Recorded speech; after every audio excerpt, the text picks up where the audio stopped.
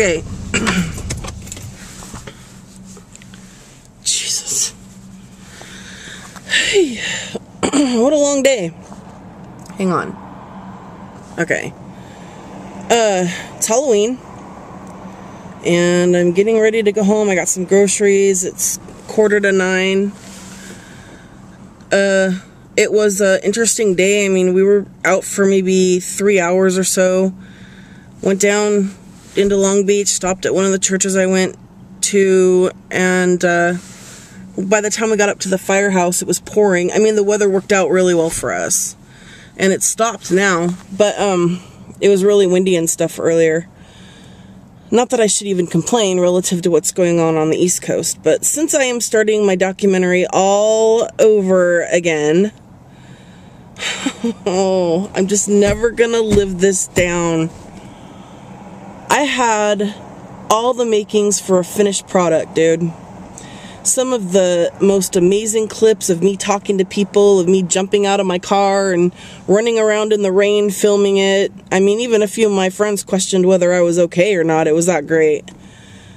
Phone conversations to Mel, phone conversations to the John Tesh radio show, phone conversations to radio stations. I mean, this 1,400 clips that I had were just some of the most amazing things that even if I tried to recollect and write it all down or to script it or whatever, I mean, there was so much material that even myself, a lot of that stuff would have seemed brand new because it was just a year and a half of my whole life, day in and day out, filming, walking, cleaning up, doing all this stuff. And I'm just still beside myself. So anyway, I am here at the Texaco, where I have come many a time, where I have dug out awesome latex gloves from the garbage cans and washed them off and reused them, because I can't really afford to buy latex gloves all the time for what I do, painting and other things. So when I go to the doctors, I always like, can I keep some of the gloves?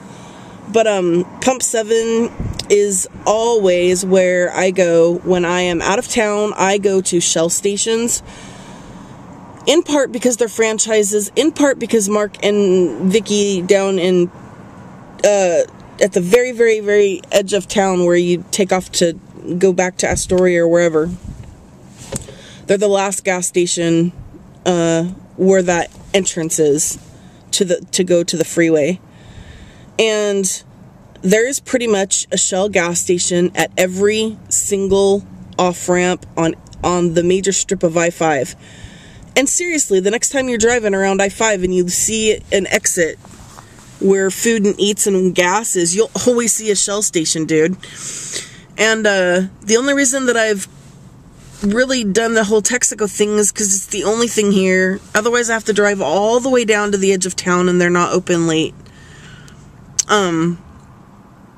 And Tom owns Jack's, and I don't know what it is that he does with respect to the whole gas situation. He has the store, and I don't know what kind of an agreement him and Texaco have, but I have come here many a time and found gifts. I have found bottles of juice, jugs of grape juice. I found a lamp here one time that was really beautiful that I have. This is a major trade station. So what I do I have clips of this even when Valerie and I were going all the way up to see Prince last year in December. I had clips of the clerks that would find these things in the restroom and just be really happy. Sometimes I would buy something from the store and go into the restroom and wrap a dollar bill around it and tape it and leave. I mean, these are things that I did anonymously and I loved it. I love to go to places where I know I'm not going to come back, or I know that whoever it is that's running that operation is never going to know that it's me that's leaving these messages of hope and so forth. So I'm going to go home, but before I go, I wanted to show you guys this. Hang on. I put together quite a few of these. They have the Peanut Gang stickers. What this is one of those wax bottles, if you remember those. and you snip the top off and there's juice inside. And some people eat the wax and some don't. But when you open it up, it has a slip of paper that says John 4:14, which is the scripture about anyone who drinks from me, it will be everlasting and eternal. So if I were to find one of these somewhere, I would just keep it. I think it's just the coolest thing. It's just, this is the tangible touch of God that I showed along the way of this documentary that I did really well. It was very masterful. I mean, it was unconditional love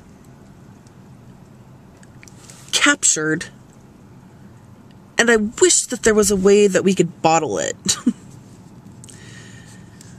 Doing things just because God asks me to. And I used to have a lot of fun. I really did. I had so much fun putting things together, and I would spend hours and hours just listening to God talk and Mary Magdalene talk to me, and just, you know, be in my own home and know that I'm safe and make these beautiful gifts, and then go out there into the community that I live in. And, you know, I've done this since 2006. I haven't broke down and cried over it yet, but I think I am probably going to end up crying when I think of how every single one of my 900 plus friends that I had at one point had an opportunity to see these videos of angelic. That's the only word I can really use to describe it. What Christopher and I did, what other people and I did as we met in these uncommon hours in the strangest of places.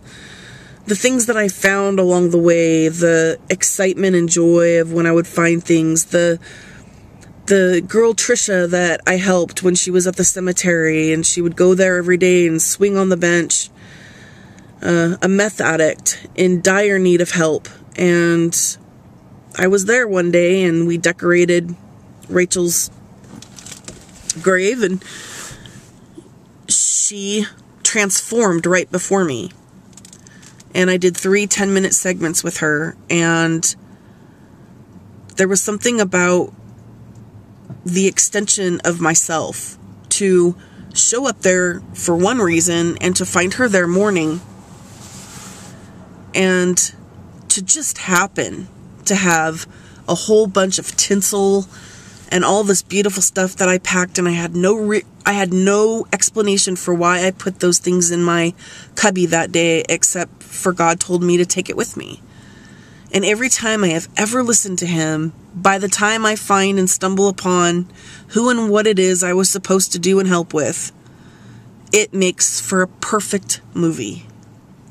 Without makeup artists, or the building of a set, or permits, or high technology, or even a superstar. Jesus and I went out and we rocked the world. And now it's gone.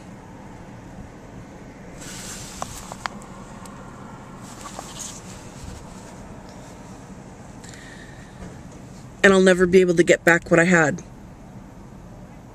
And I think that I'm going to end on that note, that there are people who their houses were washed away recently.